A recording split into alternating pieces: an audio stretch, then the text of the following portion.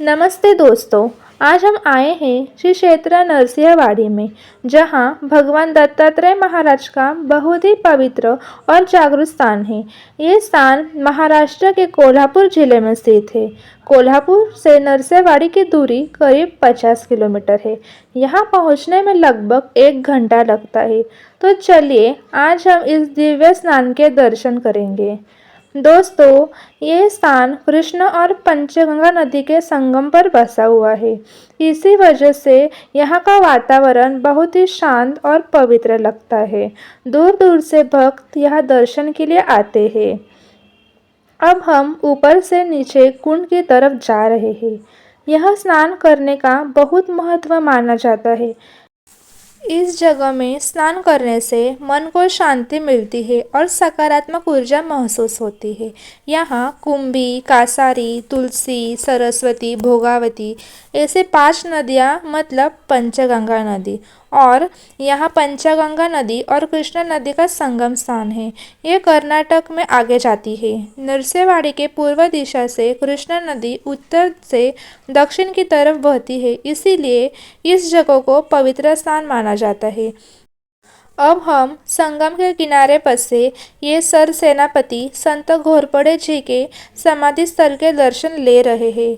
मैं इसे आगे दिखाती हूँ, इसलिए आप वीडियो अंत तक ज़रूर देखें। मैंने इस वीडियो में संपूर्ण दर्शन दिखाए हैं, तो वीडियो लास्ट तक ज़रूर देखें। वीडियो में अमरेश्वर महादेव मंदिर, घेवड़े की बेल जो स्वामी जी ने निकाली थी, जहाँ ज़मीन में से सोने का मटका निकला था, ये वो भी मंदिर मैंने इस ब्लॉग में दिखाया है, तो आप ये वीडियो अंत तक ज़रूर देखें। जब आप इस संगम पर आएंगे तो यहाँ स्नान ज़रूर करें। अब हम आए हैं वासुदेव नंद सरस्वती जी उर्फ टेम्बे स्वामी जी के मंदिर में। ये स्वामी जी का श्रुति मंदिर है। बहुत सुंदर है, मन को बहुत शांति ऐसे महसूस होती है। यह भक्त गवंड स्तुति पारायण करते हैं। यहाँ आने के बाद दत्त जी का नामकरण ज़रूर करें। सकारात्मक ऊर्जा यहाँ महसूस होती है। यहाँ हर पूर्णिमा को भक्त ज़रूर आते हैं।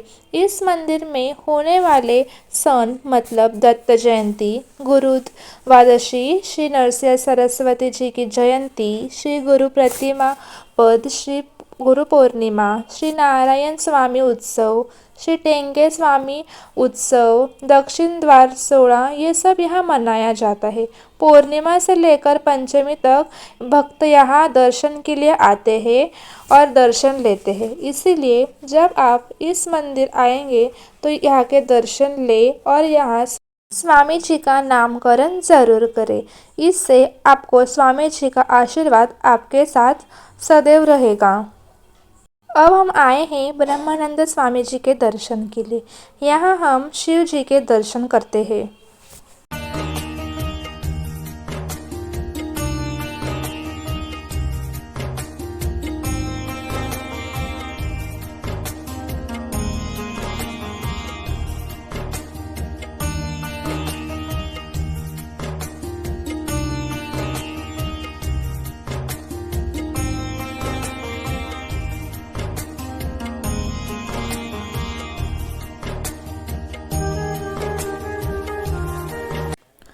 श्री दत्त स्वामी जी का प्रथम अवतार है श्रीपाद श्री वल्लभ स्वामी। द्वितीय अवतार है श्री नरसिंह सरस्वती स्वामी, और इस पावन क्षेत्र को श्री दत्त स्वामी जी की राजधानी भी कहते हैं। यहाँ स्वामीनंद स्वामी उर्फ टेम्बे स्वामी जी ने भारत में भ्रमण करने के बाद वे यहाँ रहे और इस नरसिंहवाड़ी को दत्त स्वामी जी की राजधानी ऐसा नाम दिया। सन 1378 में कारंजा इस गांव में स्वामी नरसिंह जी का जन्म हुआ। 1388 में उन्होंने संन्यास धारण किया। 1421 इस साल में उनका भ्रमण औदुंबर क्षेत्र में हुआ। सन 1422 में स्वामी जी इस नरसिंहवाड़ी में आए और 22 साल यहाँ रुके और इस पवित्र संगम में साधना की, और उन्होंने अपने पादुका यहाँ स्थापित किए और स्वामी जी इस जगह रहेंगे ऐसा भक्तों को कहा। उनका आशीर्वाद हमेशा रहेगा भक्तों को, ऐसा उन्होंने वादा किया। बाद में वो स्वामी गाणगापुर के लिए चले गए। यहाँ स्वामी जी के मनोहर पादुका स्थापित थे।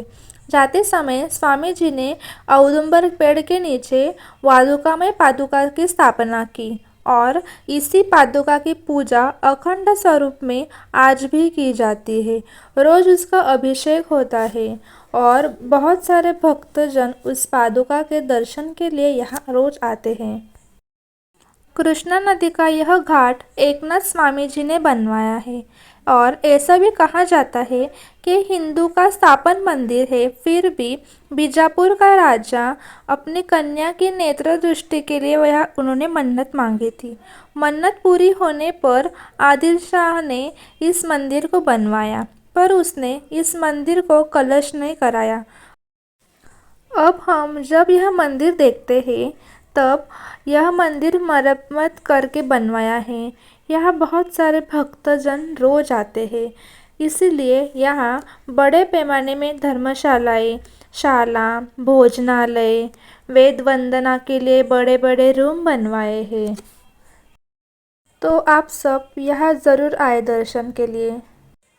अब हम आए हैं इस मंदिर में।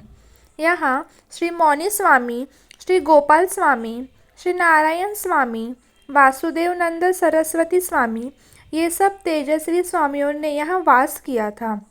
इनके मंदिर यहाँ स्थित थे। अब हम आए हैं श्री गोपाल स्वामी जी की मंदिर में। यहाँ उनकी जीवित समाधि है जो अब बंद है। यहाँ आके हमें एक सकारात्मक ऊर्जा प्राप्त होती है। यहाँ सुबह से ही पूजा, अभिषेक, काकड़ आरती, पालकी दर्शन ये सब शुरू हो जाता है। तो फिर बाहर आके हमने ये देखा, यहाँ हम प्रसादालय के लिए डोनेशन कर सकते हैं। अब हम आए हैं इस मंदिर में। यहाँ श्री मौनी स्वामी, श्री गोपाल स्वामी, श्री नारायण स्वामी, वासुदेवनंद सरस्वती स्वामी, ये सब तेजस्वी स्वामियों ने यहाँ वास किया था। इनके मंदिर यहाँ स्थित थे। अब हम आए हैं श्री गोपाल स्वामी जी की मंदिर में। यहाँ उनकी जीवित समाधि है जो अब बंद है। यहाँ आके हमें एक सकारात्मक ऊर्जा प्राप्त होती है। यहाँ सुबह से ही पूजा, अभिषेक, काकड़ आरती, पालकी दर्शन ये सब शुरू हो जाता है। तो फिर बाहर आके हमने ये देखा, यहाँ हम प्रसादालय के लिए डोनेशन कर सकते हैं। अब हम निकले कृष्णा और पंचगंगा नदी के सामने के मंदिर में। तो यह अमरेश्वर महादेव का मंदिर है। यह जाते समय हमें यह रास्ते नज़र आते हैं। यहाँ पूरी तरह शांतता है और हम पहुँच गए पौराणिक श्री दत्त अमरेश्वर महादेव जी के मंदिर में। ये मंदिर औरवाड़ गांव में है और इस गांव को पहले अमरापुर कहते थे और इस अमरापुर के मंदिर को अमरेश्वर महादेव कह के सब पहचानते हैं। अमरापुर गांव को हम गुरु चरित्र में देखते हैं।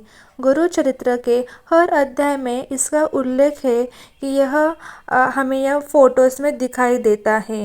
यहाँ योगिनी माता ने स्वामी जी को अपने पादुका यहाँ स्थापन करने को कहा था, जो आज औदुंबर वृक्ष के नीचे स्थापित है।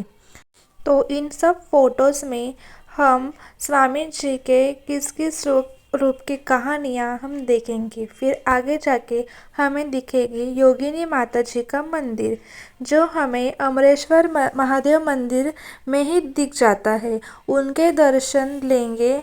योगिनी माता सभी भक्तों की इच्छा पूरी करे, यही हमारी प्रार्थना रहेगी। गुरु चरित्र के अध्याय 18 में अमरापुर गांव था। ये वही है। यहाँ एक दिन नरसिंह स्वामी जी भिक्षा मांगने गए थे। एक घर में उन्होंने भिक्षा मांगी, तब उस घर में उन्हें ले गए और वो गरीब कुटुंब था। तो उनके घर में घेवड़े की सब्जी का पेड़ था। उन्होंने उसी की सब्जी बनाई और स्वामी जी को खिलाई। स्वामी जी प्रसन्न हुए और उनको आशीर्वाद देते हुए बाहर आए। जाते जाते उन्होंने उस घर के बाहर की वो घेवड़े की वेल को निकाला और चले गए। पत्नी और बच्चे हताश हुए कि घर में अब सब्जी कैसे बनेगी, स्वामी जी ने ये क्यों किया। तो वो ब्राह्मण बोला कि स्वामी जी ने ये कुछ कारण के वजह से ही किया होगा। तो उसने वो घेवड़ा की सब्जी का पेड़ पूरी तरह से बाहर निकाला तो ज़मीन से सोने के मुद्रे का कुंभ नजर आया। स्वामी जी ने उस ब्राह्मण को धनवान बनाया। आज भी इसी जगह ये मंदिर है। यहाँ आज भी पूजा अर्चना करते हैं इस जगह की। तो दोस्तों अब हम आए हैं कार्तिक स्वामी जी के मंदिर में। ये मंदिर नरसिंह स्वामी जी के उस मंदिर से 5 मिनट की दूरी पर हमें ये मंदिर दिखाई देता है। ये मंदिर बहुत प्राचीन है। यह हेमाडपंथी शैली में इसकी बनावट है। इसके दर्शन हम लेंगे। यहाँ महादेव जी हैं। तो फिर उसी के बाजू में सुब्रमण्यम महादेव जी के मंदिर है। यहाँ प्रथम हम गणेश जी के दर्शन करके फिर शिव जी के दर्शन करेंगे। ओम नमः शिवाय। उसी के बाजू में है हनुमान जी का मंदिर। यहाँ हनुमान जी रौद्र रूप में है। जय श्री राम, जय हनुमान। तो दर्शन करके उसी के बाजू में है श्री कार्तिक स्वामी जी का मंदिर। ये मूर्ति बहुत प्राचीन है। तो फिर हम कार्तिक जी के दर्शन लेंगे। इसके बारे में मुझे ज़्यादा जानकारी नहीं है क्योंकि यहाँ मुझे बताने वाला कोई नहीं मिला और गूगल पर भी इसकी जानकारी मुझे नहीं मिली। तो फिर हम आए हैं यहाँ पार्वती माता के दर्शन के लिए। तो फिर पार्वती माता और बाल गणेशा के हम दर्शन लेंगे। तो फिर यहाँ हमने बाल गणेशा जी के दर्शन लिए और वही बाजू में हमने माता पार्वती के दर्शन किए। इसीलिए इस मंदिर को पंचायतन मंदिर भी कहते हैं क्योंकि यहाँ 5 मंदिर है। कार्तिक स्वामी जी के मंदिर के सामने देखने पर हमें यह संगम दिखाई देता है। यह वही कृष्णा और पंचगंगा नदी का संगम है। इस मंदिर से नीचे उतरने पर हमें यह कृष्णा नदी के किनारे पहुंच जाते हैं। यहाँ वही सेनापति संताजी घोरपड़े जी की समाधि है। तो हम यहाँ उनके दर्शन लेंगे। वो एक स्वराज्य के रक्षक थे। तो हम यही हमारा ब्लॉग ख़त्म होता है। अगर आपको मेरा ये ब्लॉग अच्छा लगा हो तो ज़रूर लाइक करें और मेरे चैनल को सब्सक्राइब करें। मैं नई हूँ तो मुझसे कोई गलती हो तो माफ़ कर देना और आपका सपोर्ट मुझ पर रखना और सब्सक्राइब करो चैनल को।